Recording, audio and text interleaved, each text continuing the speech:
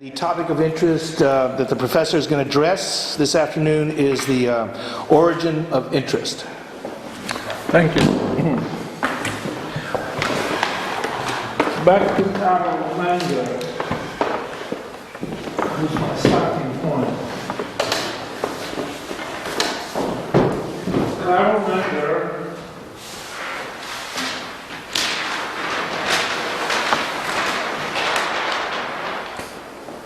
was the one who emphasized this equilibrium theory to replace equilibrium theory of price, and he is also considered as the father of theory of value.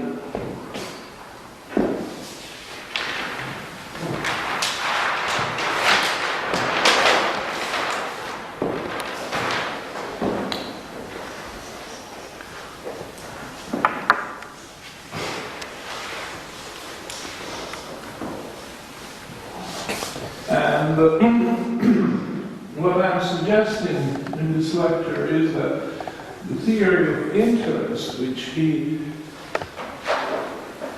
did not have time to work out in every details, he just left sketches and rudimentary ideas.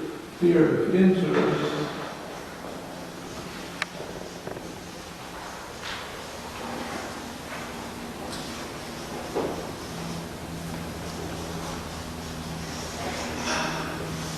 was born in 1840 and died in 1921.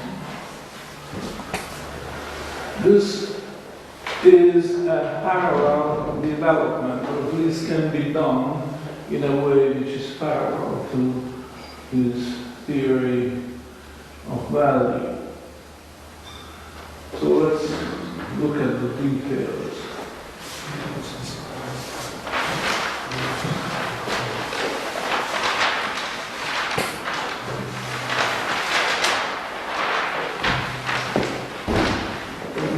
This is familiar.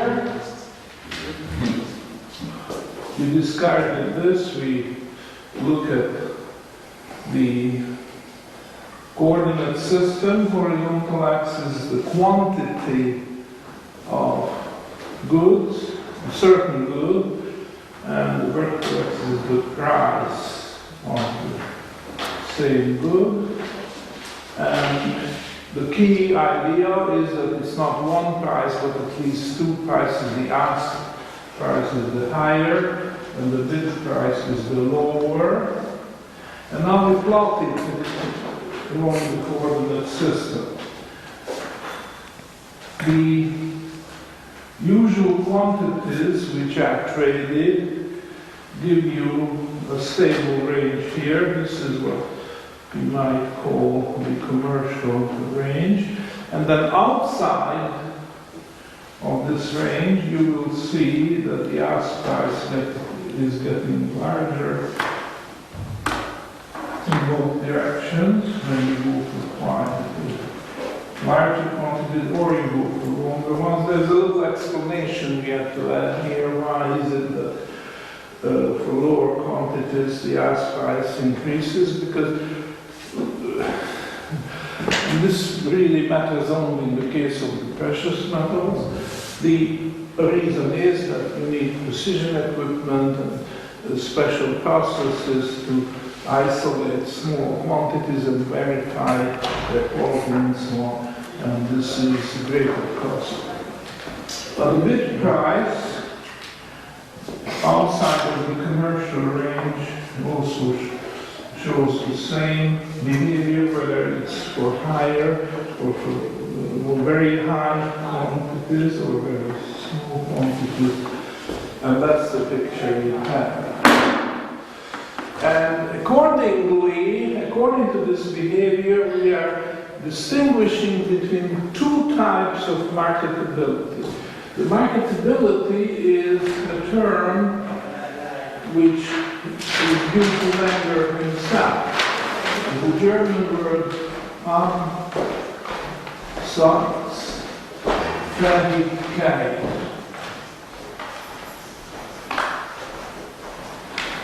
This is marketability. Menger did not distinguish between marketability in the large and marketability in the small, but from the context it's clear that what he had in mind was marketability in the large. And we are developing the parallel theory for marketability in the small. So, another word for marketability in the large is liquidity or saleability. And another term for marketability in the small is hoardability, from the word to hoard. And the opposite, which is very often not in the dictionary, dishoard. But you see, hoarding and dishoarding are going hand in hand. You hoard not for its own sake, but you hoard because later on you want to dishoard. This is something we have covered. So let me just give you a sketch of Menger's original contribution, which is the theory of marketability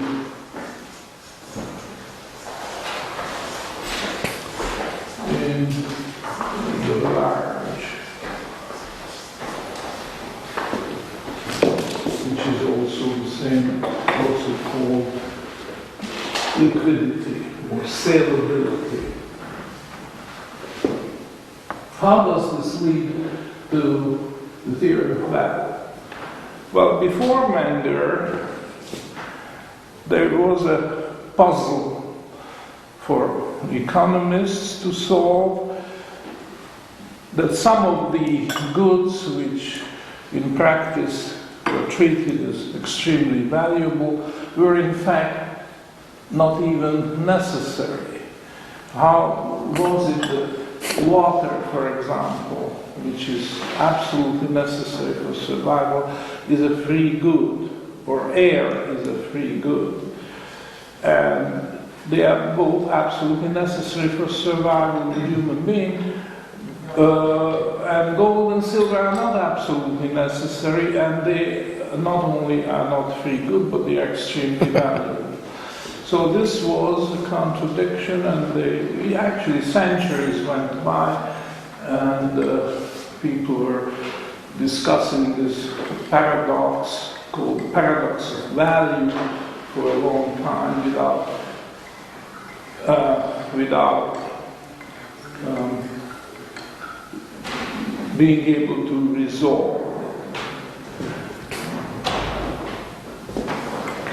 Menger wasn't the only one, but this is called the marginal school. About the same time, another economist, as it turned out, he was a Swiss, Walras, developed a similar theory, and on the English economist Jevons, but I'm not going to do anything but just mention the names. Menger was the one who gave a complete theory, which was a ground theory. He explained the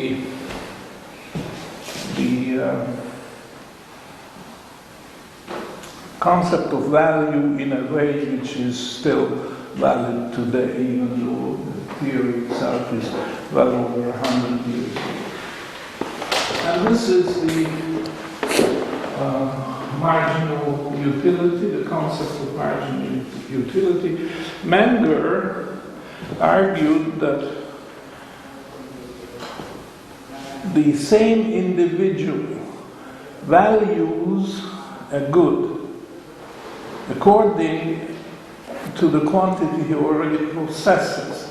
The first unit of that commodity which he acquires, he values very highly. The second one he still values highly, but not as highly. And as more and more units of the same are acquired, the value is declining. Value and utility in this context are synonyms. You can treat them as having the same meaning. So an example would be, take a farmer somewhere in the rainforest of Brazil, isolated farmer, and he brings in a harvest of grain. And he has several sacks. By the way, markets are not necessary for understanding the value, or the concept of value, or the concept of marginal utility. Because as in this example, it's an isolated farmer.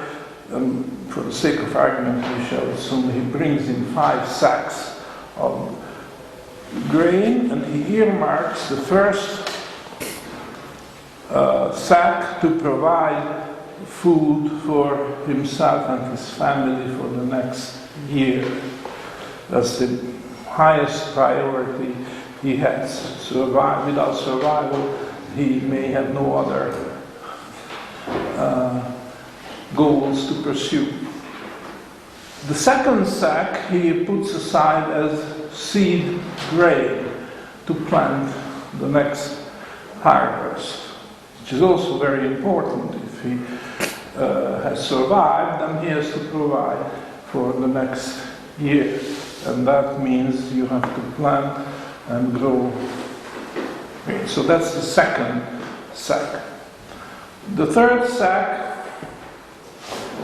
he may use for making whiskey, for the sake of argument. This is not absolutely necessary, but it is helpful, and whiskey is good for companionship, etc., etc. And did I say 5 sacks? Well, let's stop short with 4 sacks. I mean, you can see that you can invent. These are the decreasingly important applications of the very same commodity. And the fourth sack he earmarks for bird feed. He enjoys, that's his only television in the rainforest, entertainment. He attracts the birds by throwing seed, and they come, and that's his enjoyment. Well, he watches him when he's drunk, obviously. It's easy as doubles, yeah. So there you have this fact that it's a mistake to say that to the same individual, the same commodity always commands the same value. Well, it's not. If he can have more units, then he will put different values on different units. And saying it a different way, you say the utility of different bags, although it's the same commodity, but will be different according to the applications he puts them to. Now, so far there's no market, it's just an isolated farmer. But now you can think of several farmers who get together in a market and exchange goods, and a kind of price, even without money, there will be a kind of price, because the price is just a ratio, value put on one commodity and another one. And for example, if you take corn and wheat, you might say 2 sacks of corn will exchange for 1 sack of wheat. Then this 2-to-1 ratio is a price. No money, only barter, but something that approximates our concept of a price already exists. So then the question is, what will determine that price, this ratio, 2-to-1? And the answer is, it's the marginal utility. utility declines, but there will be vertical red line separating the submarginal and the applications and the important applications, and there are several participants in the market, and they will arrive at a ratio approximately 2 to 1, and that will be the price. So, in other words, Menger had a theory of value which was based on the concept of marginal utility. But it didn't stop there. Menger wrote a paper, actually he wrote it in English, or it was first published in English, probably somebody else translated it for him, because at the end of the 19th century, the English language was not yet the common language of scientists. And German was a very important language, but it's a fact that this particular paper was first published in English, and the title of the paper is The Origin of Money.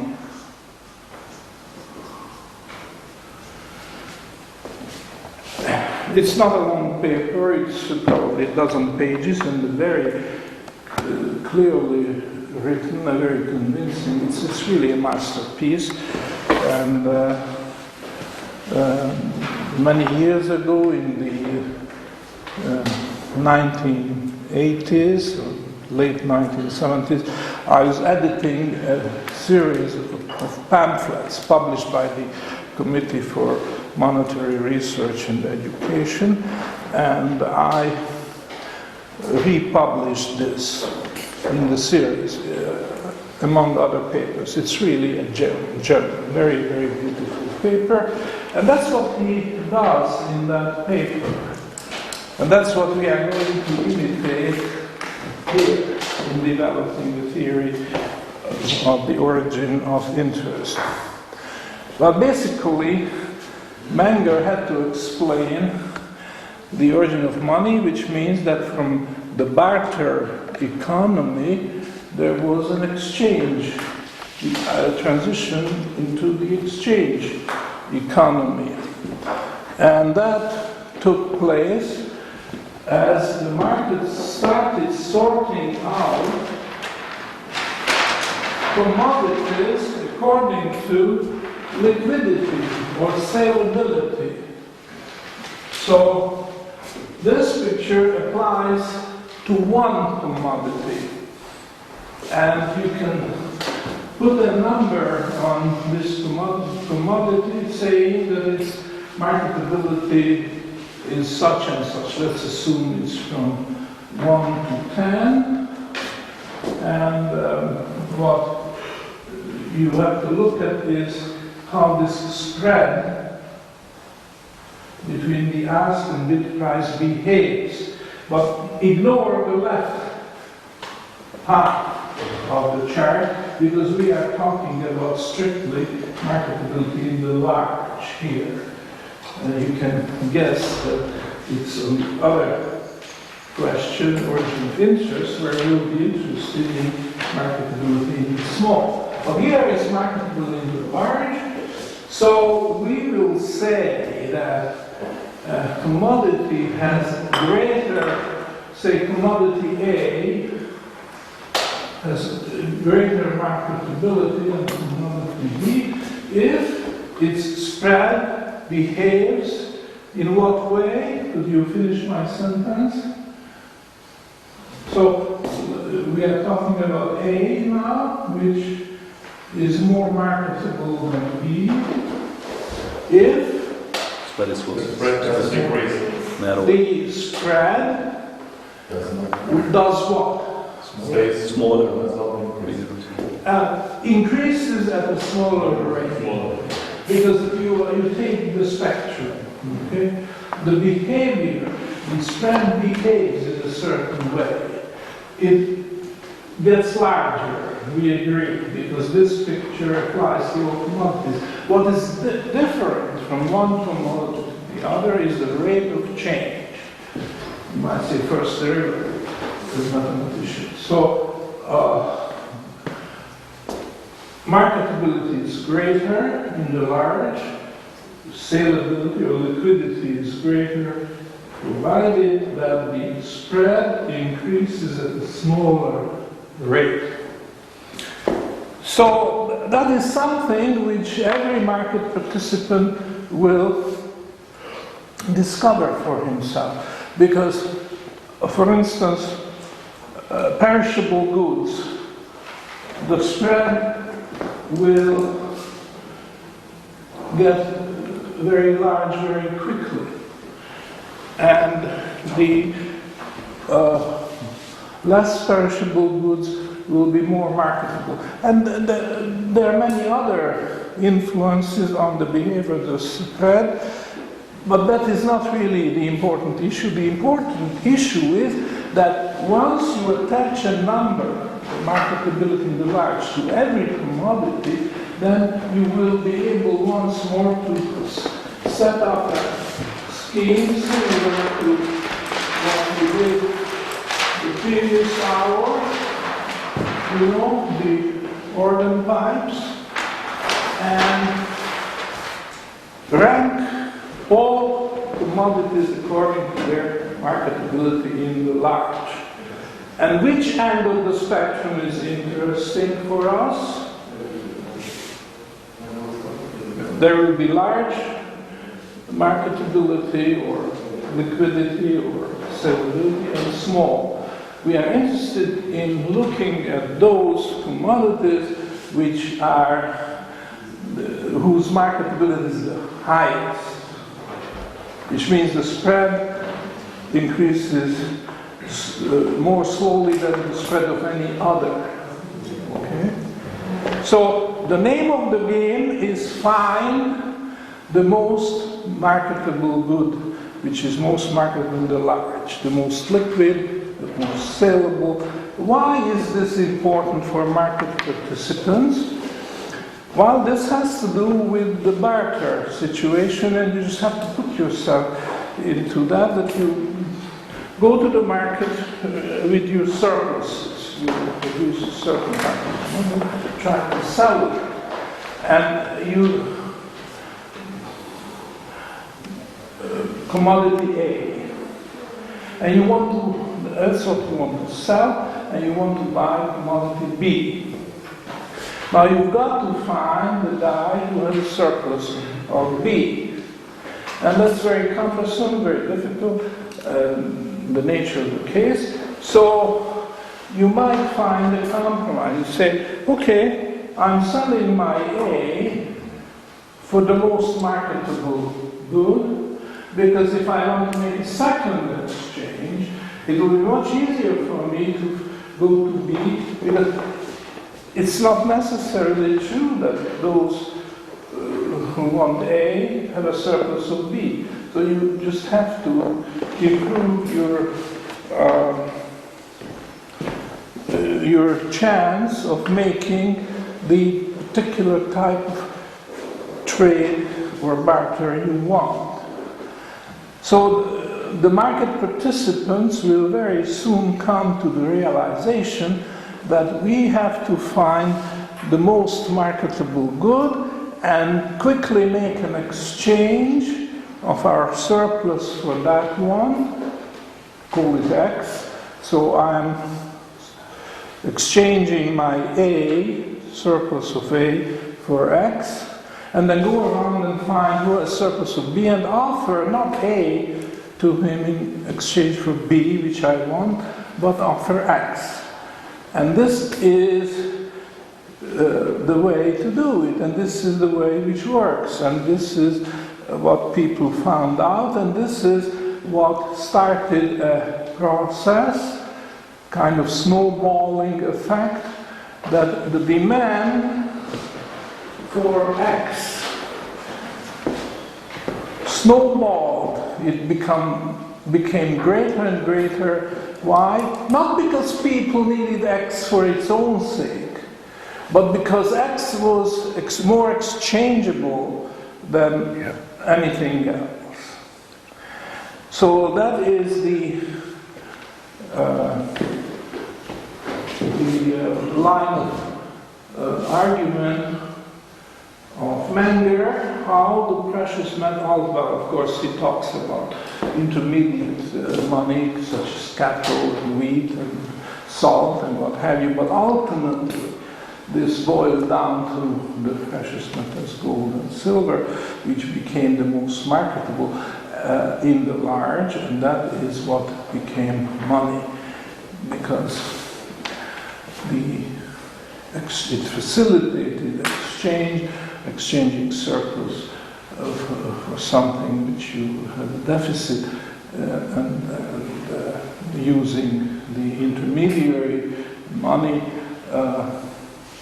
it was made possible and facilitated to a great extent. Now the word is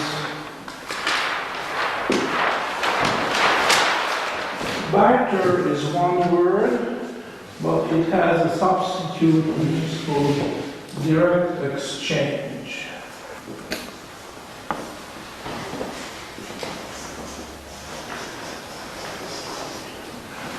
And when money is present, then you call that indirect exchange, because this was one transaction, barter, direct exchange.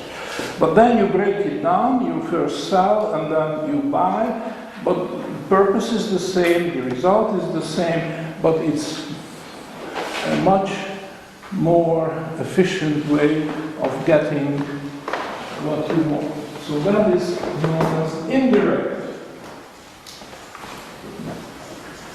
exchange. So in this case we have the barter economy, and here we have the monetary economy. And we describe this process, we don't know, this is prehistoric times. There's no written record of it, how this happened. This was just reconstructed by theoreticians such as Menger. And it's very difficult to argue with that, I think.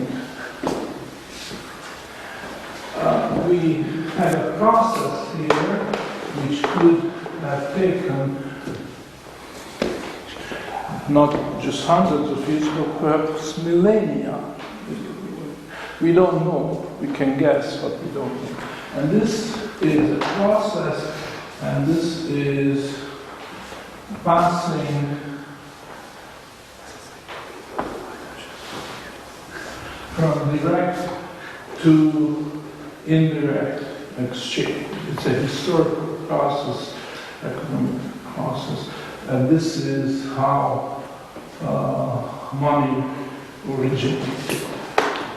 Now, of course, not everybody accepted this. There were others said, no, money came into being because there was a government, and government declared that this has value because the king's effigy is stamped on it, and the government says it's worth so much, and people accept it as such. And well, that's, just to mention you another name, a German economist, contemporary of Menger, by the name Knapp.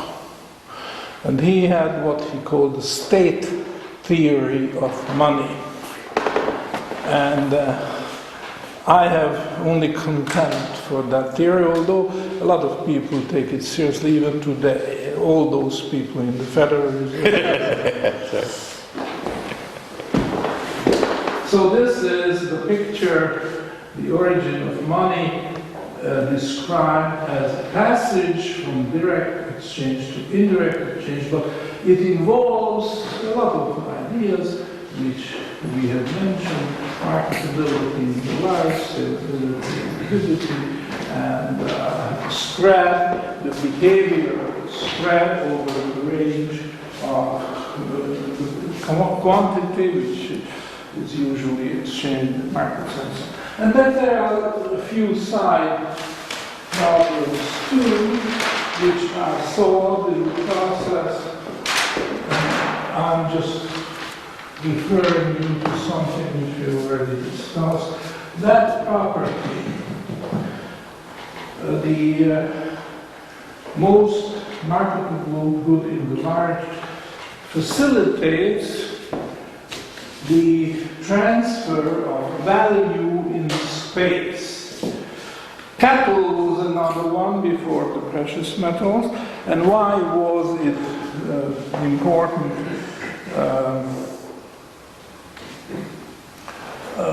commodity? Because cattle was self-propelling. You could take your herd of cattle and drive them, and that's what actually did. Nomadic people were moving. Once the grazing land was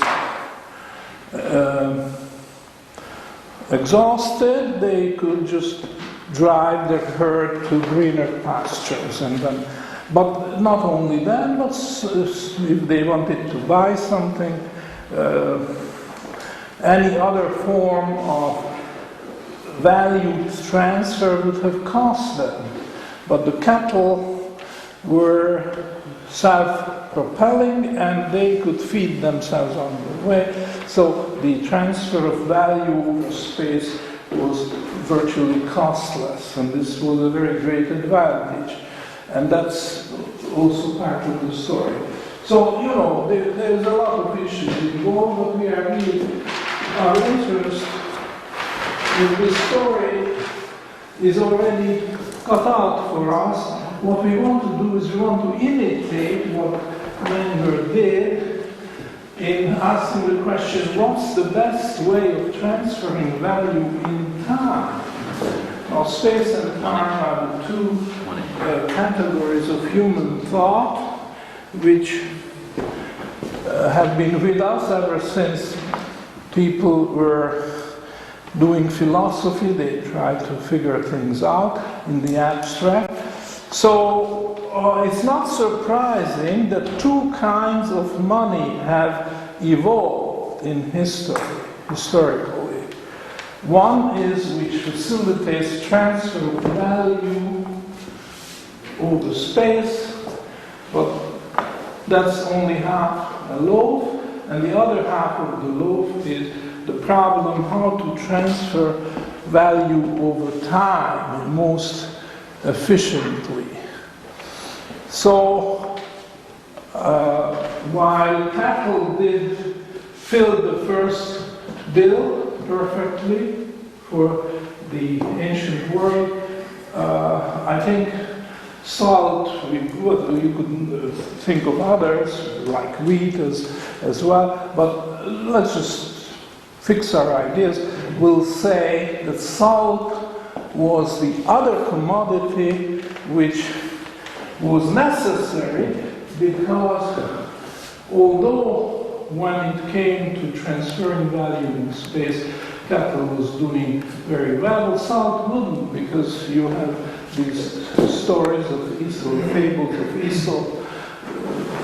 Donkey was carrying a sack of salt and had to cross the river, and the donkey purposely submerged in the water, and then when he came out, and to have a much greater load on his back and so on. I'm just mentioning this for the entertainment value of the idea.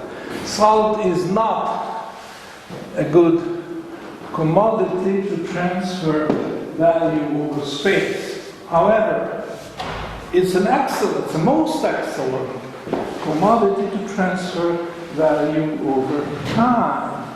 Mainly because these were, of course, days of pre-refrigeration.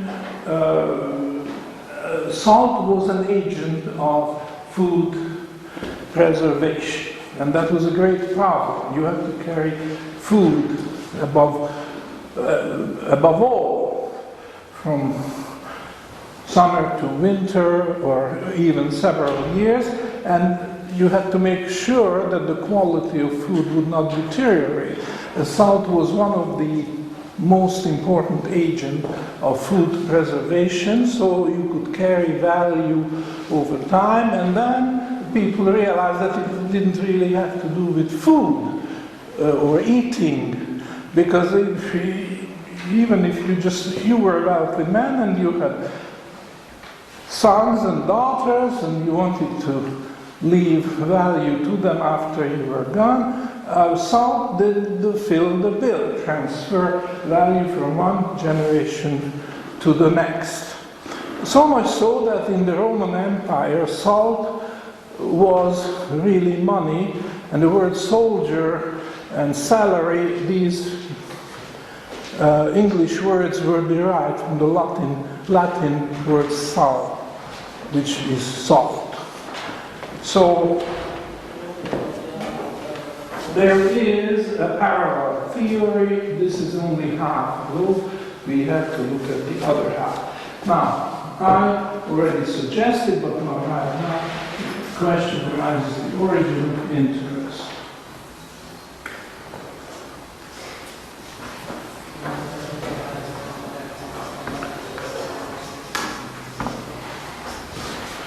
Can we imitate the reasoning of Menger and come up with an acceptable... But remember, this is not something that archaeology would help you to uncover, or history, written history, certainly not, because this goes way back before written history started, and the cattle which actually served as money were mortal, they died, and of course, even if you found the bones today wouldn't help you. So, in other words, this is a speculative theory. This is something which has to be abstract by its own nature, because it goes back beyond whatever you could discover it through experimental science or gathering evidence, archaeology, what have you. And the same is true here. I cannot offer any concrete evidence like Menger couldn't. Pretty well the same thing here. You just have to use your own logic, your own intelligence, and see that this is the most likely way it happened. So, we go back to our chart, which I used in the first lecture in the series, and now we are considering this left panel. And this is marketability in the small, which we identify by calling it hoardability. There's a need, a human need, to hoard certain hoardable commodities, because that's the way you can transfer value in time. And then the same question arises, exactly the same, except for the signature, the ultimate signature. When will you say that commodity A is more hoardable than commodity B? And the answer is exactly the same, it's just the signature is different. You say that A is more hoardable if the spread increases more slowly for A than it increases for B. And then you are interested in changing spread as the quantity gets smaller and smaller. So I don't think I have to explain this again, but this is a reasonable start to say that we look at marketability in the small,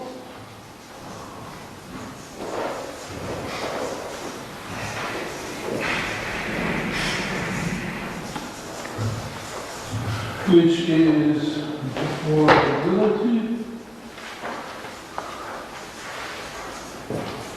And here it was saleability. And here we did rank, remember, we did rank commodities according to their saleability and looked for the most saleable one, and that became money. And it's exactly the same here. We rank commodities by affordability.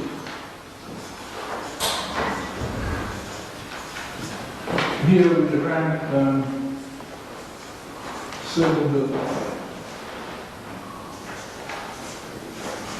And then you have those organ types.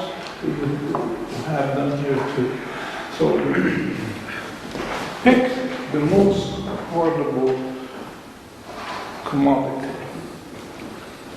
And as I already mentioned, in the ancient world, this could have been wheat or salt, but in the modern age it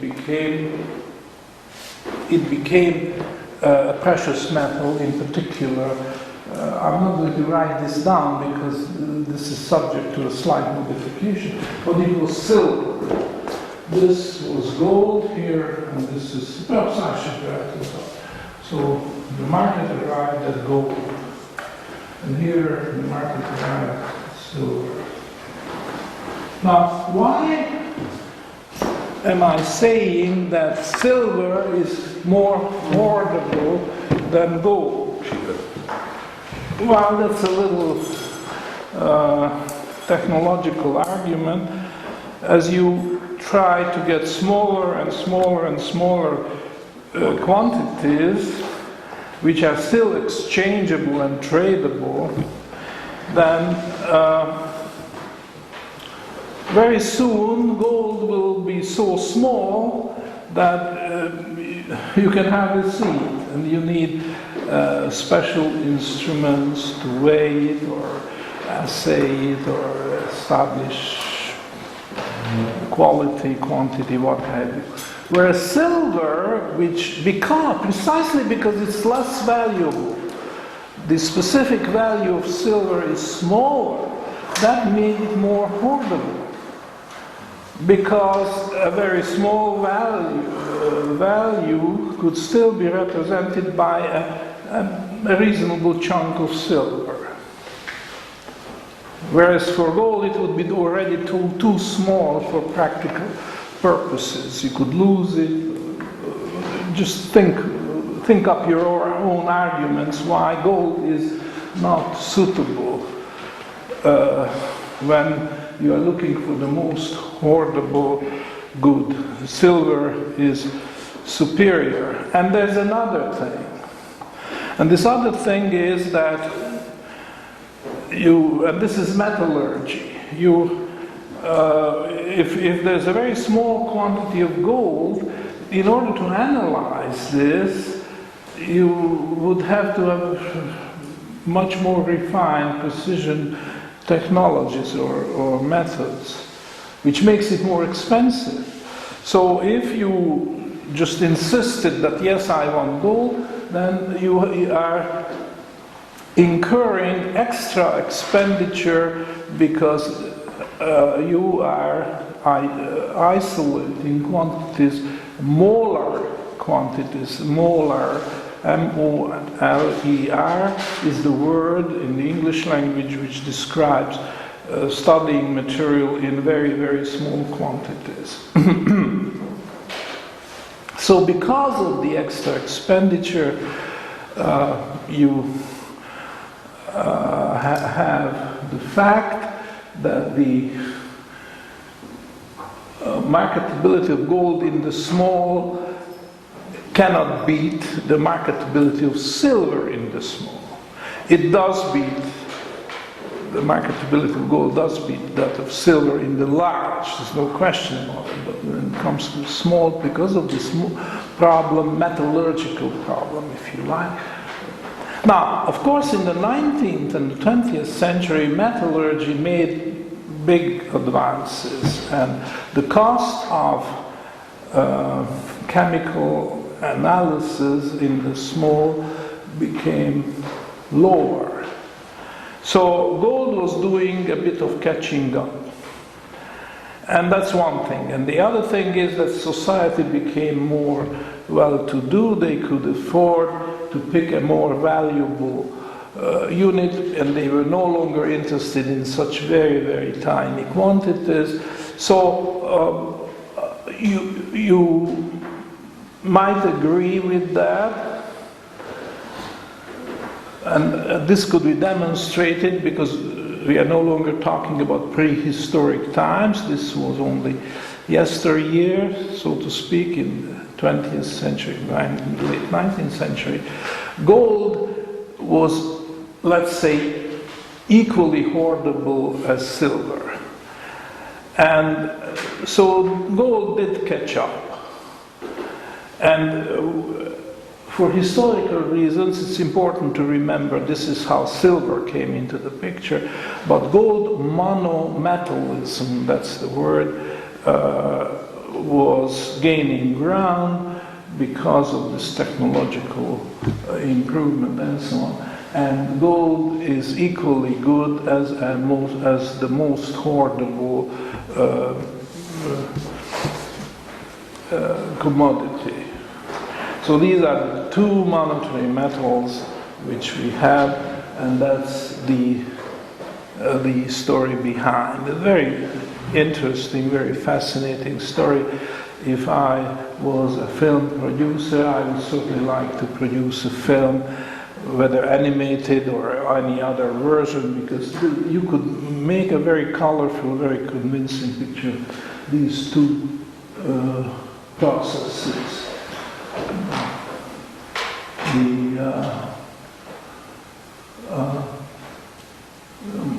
How marketability in the large brought about money, and marketability in the small brought about a dual money, which was even more useful when it came to transferring value in space. Now, where does interest come in? One thing is clear, because we have already talked about this quite a lot in the first couple of lectures, that hoardability is important. Hoardability of a good is important because an individual, even without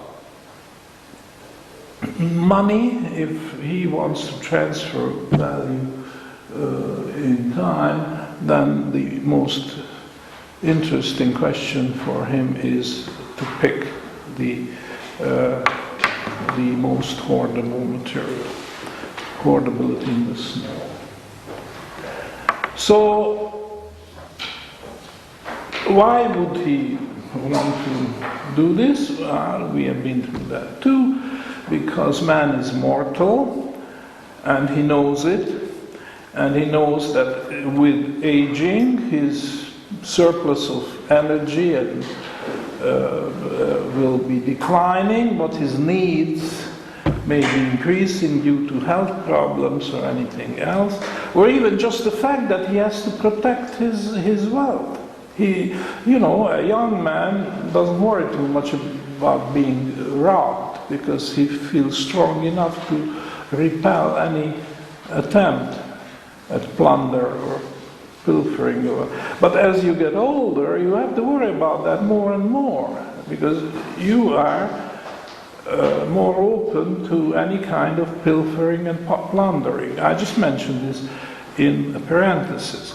So there are these needs, and as somebody gets older, his needs get larger, and he has to worry about transferring or converting income into wealth, so that when he will be pretty well helpless, he can convert wealth back to income. And hoarding and this hoarding would fill the bill. And that has been happening, and probably this went on for hundreds or thousands of years.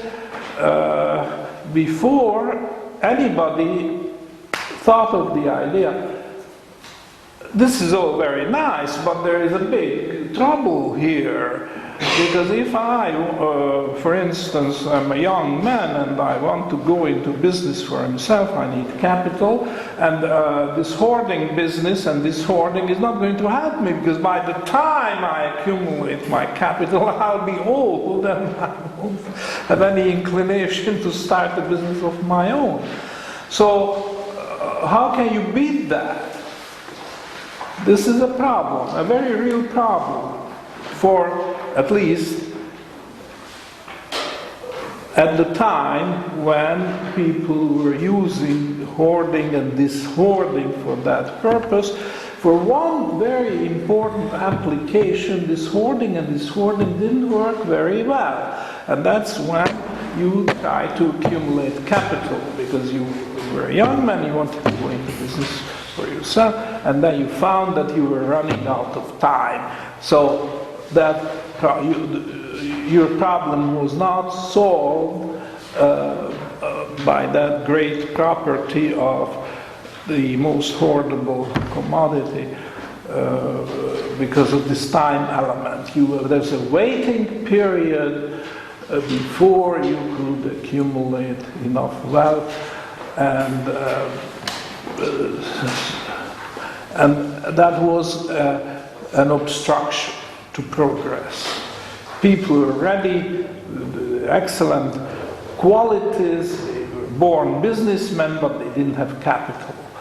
And they tried to get capital through hoarding and dishoarding, and that didn't work, because they ran out of time. So society solved the problem. And it's exactly the same solution what Menger pointed out in the passage from direct exchange to indirect exchange. Could have been a long process, trial and error. Menger couldn't answer that. We can't answer it. But the ingenuity of the human mind must have led a lot of smart people, smarter than the average, to do this.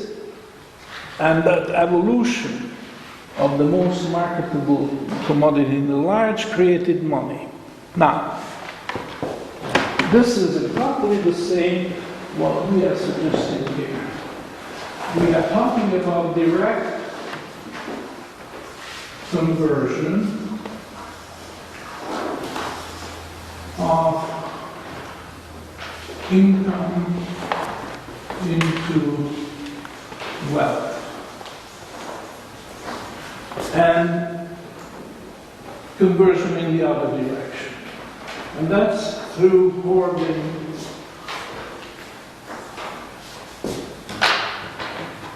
and dishoarding.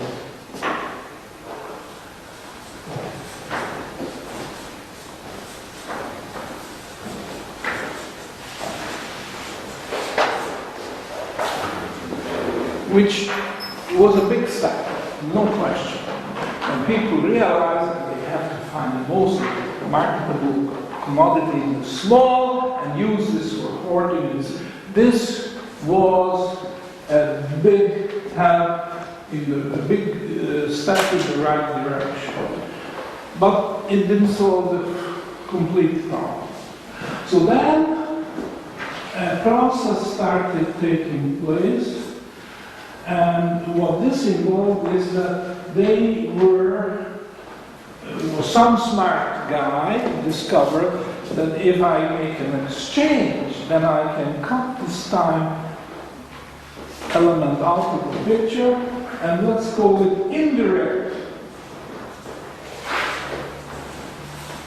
conversion of income into wealth, and vice versa. So typically a young man has a surplus of income. He can generate greater income than he is able to consume.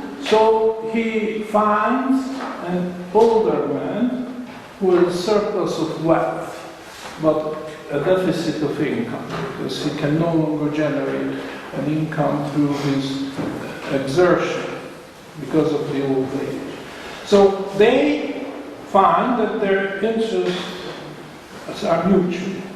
If they make the exchange, then they both benefit by a great deal, and it's instantaneous, does not have this time dragged out, takes time to hoard silver or whatever, and then this more. But it can be telescoped into an immediate exchange. So we have this indirect conversion of income into wealth. Oh, I'm oblivious of time. But luckily I have basically said most what I wanted, and if you'd like to ask questions, I'll be happy to answer that. So this is an exchange, but it's very important to realize that there has to be an incentive, because, and the incentive is interest, okay? Interest is the incentive.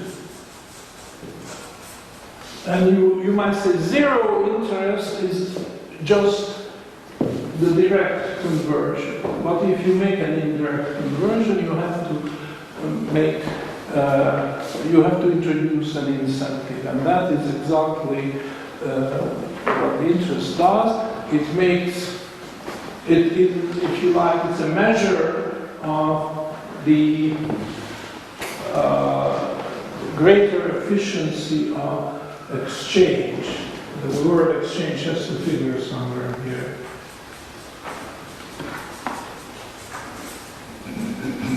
Exchanging income and wealth. Rather than converting through hoarding and dishoarding, you make an immediate exchange. And as I say, this takes time. But obviously, this is another huge step. There are two big steps. This is one, this is two, and that is the importance of interest. That you can bring people together with matching needs and incentives, and they make the exchange, and society as a whole benefits. Well, I wish I had more time, but I'm just going to leave it there. What is striking is the parallel between the two. It's almost picture perfect. It's exactly the same steps and so on, and Menger's idea. I think if Menger had lived longer, then I would be out of a job, because this would have been developed by him, but he died. So I'm trying to fill the gap, and this is what I've tried to do. I will take questions. Can I put back the chart of the diagram? This is a simple question, but I did not understand it when you first put it up. I think you gave an example of everything, every part of this, and I maybe missed the.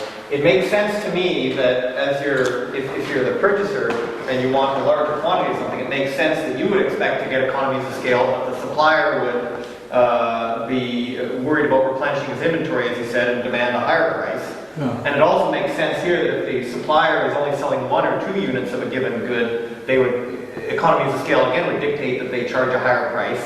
Okay. But I don't understand why a purchaser would ever reasonably, surely a purchaser would say, well, I understand, I'm only buying 1 or 2 items, therefore I have to pay a higher price. I think it's counterintuitive to me that you would expect a lower price. As long as this curve doesn't continue in this way, I'm all right, because even if you assume that this is stable, the spread will increase. So let's not quibble about this. I thought of a number of factors which made it reasonable to assume that this is false. But perhaps this was just due to the samples which I took, and I forgot about looking at others. So whatever it is, it's certainly not going that way. And that's all I need. Because all I want to say is that this spread is also increasing as the quantity gets smaller. And the same here. I don't care if you make a straight line. I'm still all right with the theory. Okay. Yeah, that makes sense. But it might be an interesting question to investigate, right? But you have to go back in time just to think of what commodities they were looking at. Certainly they were not looking at computers and hardware and software, this and that, and try to fit into the picture. I don't think this is a big problem. No. That's what grad school's for, Nathan. That's what grad school's for. Answer those questions. Are there any more questions? Yeah, John? Am I correct in the same chart of thinking that on the other side, on that side, the marketability is greater if the bid-ask spread increases at a smaller rate over quantity increases? You are talking about this chart? This chart here, on the right-hand side of the chart, the marketability is greater if the spread increases at a smaller rate over quantity increases? Yeah. Now, is the opposite true on the other side? That marketability increases if the bid and ask spread increases at a smaller rate over quantity decreases? Well, let's rephrase it a little bit. We are comparing two commodities. Question, which has greater marketability in terms of the spread? That's the question. Okay. And then you split it, marketability in large market and small. And in both cases, the answer is the commodity for which the spread increases at a slower rate is going to be more marketable, whether it's going to the right or going to the left. I think this is a little better because you are reducing it to comparing two commodities. But once you can do that, then you have the spectrum because you can rank them according to marketability. So that's a separate step. First you compare two. And once you can do that, and you can because of the spread, then you can rank them, and then you have the organ pipes, and the argument is standard in both cases. Any other questions? Yes, sorry. John, This I'm here. Carl Menger, if I understand, developed the theory of money. Yes, the origin of money. That's the title of his paper. And if I understand well, then you developed the theory of interest. The origin. Yeah, well, that's the title. It's all on your menu. It's origin of interest.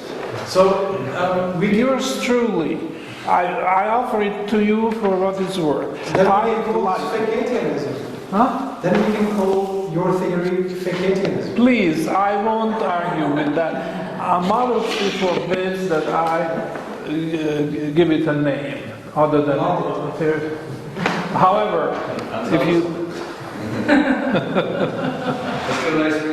I think it's very convincing, especially if you have already accepted Menger's, which is fully developed. It's so perfect, you can't change word in it. It's just perfect, picture perfect. And all I had to do is go step by step and change in the large to in the small. And that's all I did. And I looked at it and said, gee, that works. Isn't that wonderful? And why didn't somebody else think of it before I did? They had to leave something.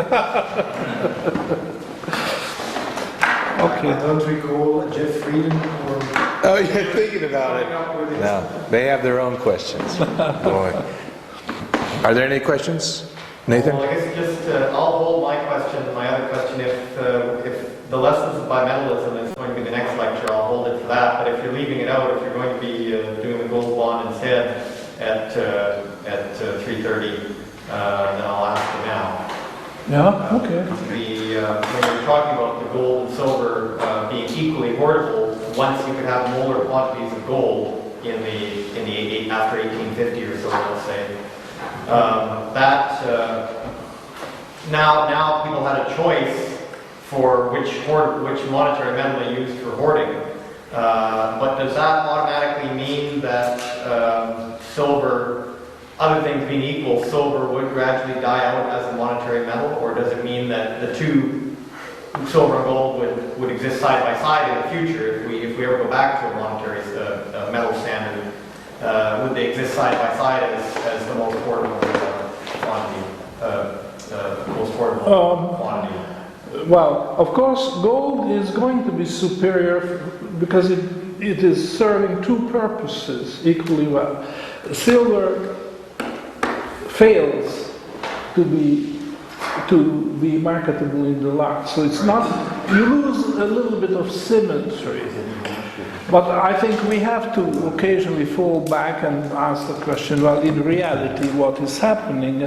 And we have to admit that gold is equally hoardable as silver, and it has other qualities. So this is the senior monetary metal, and gold is the junior, and there's not much you can do about that. For investment purposes, I'm not arguing that silver may be a better investment metal, and it may be promising greater returns if you play that. In fact, I have predicted that it's the last contango in Washington is to watch silver, not gold, because silver is going to give you an advance warning, an early warning. Silver is the early warning system. Silver is the canary in the coal mine. When it really starts to pinch. Silver's a canary in the gold mine. This is wonderful. You write a paper on that. Excellent. Why didn't I think of that? You got to sit next to you to think of it. I just have his proximity. Title of your next page. That's beautiful. Ladies and gentlemen, I think this deserves a book should be written on this. Okay. So we have to admit that gold is the senior monetary metal, but silver has beautiful applications. We talked about this yesterday at the Csárda, where we had supper.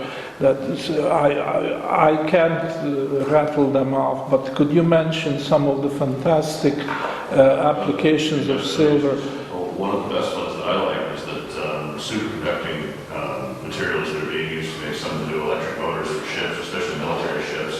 The superconducting material is a ceramic, but it has a silver sheath. So as they develop these new motors, there's going to be a requirement, an industrial requirement for more and more silver. The other one that I really liked was that in optical switching and fiber optic systems, silver is a very important component of the mirrors that are used to direct the light in the fiber optic switching system. And superconductivity